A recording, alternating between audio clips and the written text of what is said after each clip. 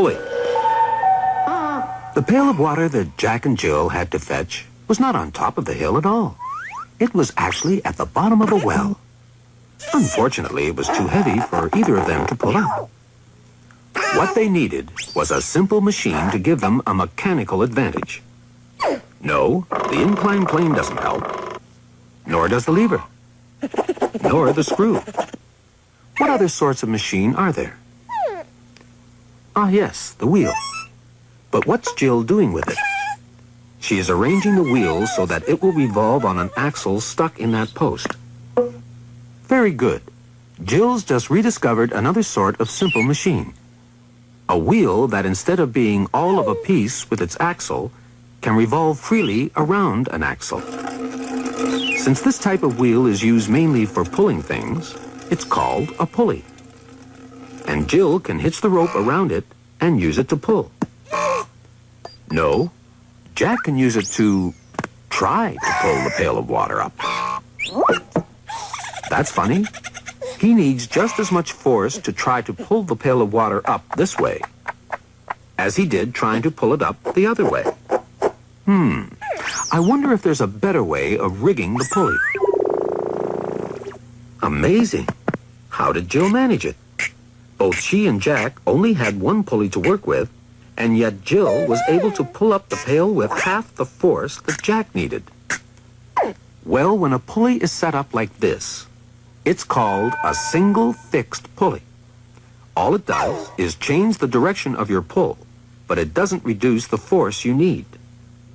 But when a pulley is arranged like this, it's called a single movable pulley, and it halves the force you must exert, because the pail of water is now, in effect, being lifted by two ropes instead of one. It's as if two people were lifting the pail, and it looks as if we're getting something for nothing again, doesn't it? But of course we're not.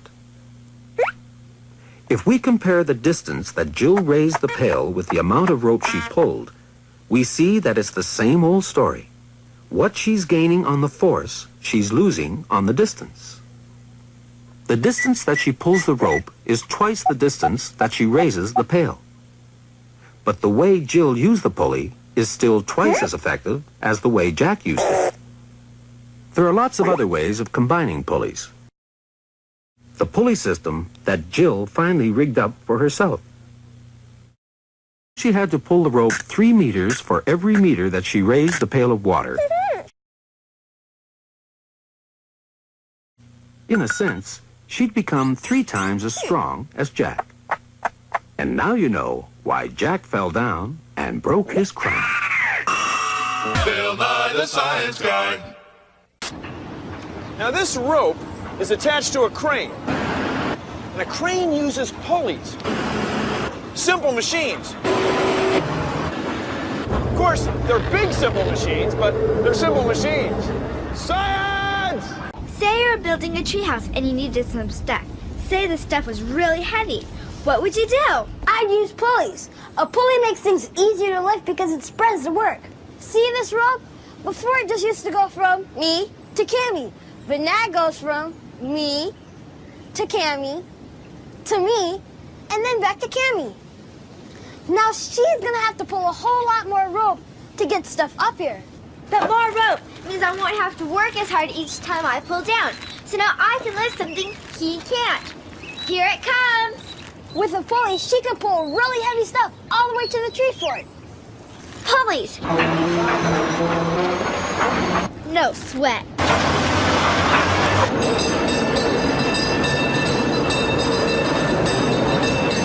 Back in the 1800s, all these cable cars used to be pulled by horses.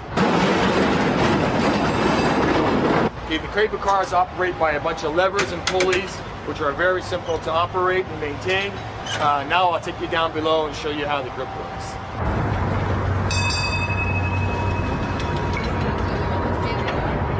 These are the giant pulleys that pull the cable underneath the streets of San Francisco. There's many cables and pulleys that take them around curves and up and down the hills.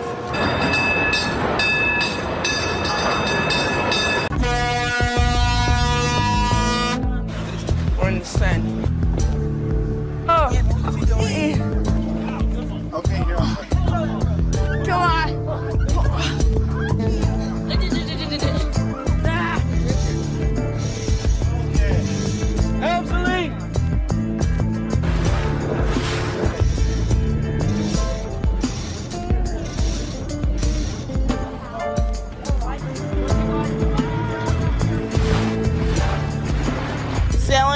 simple by simple machines.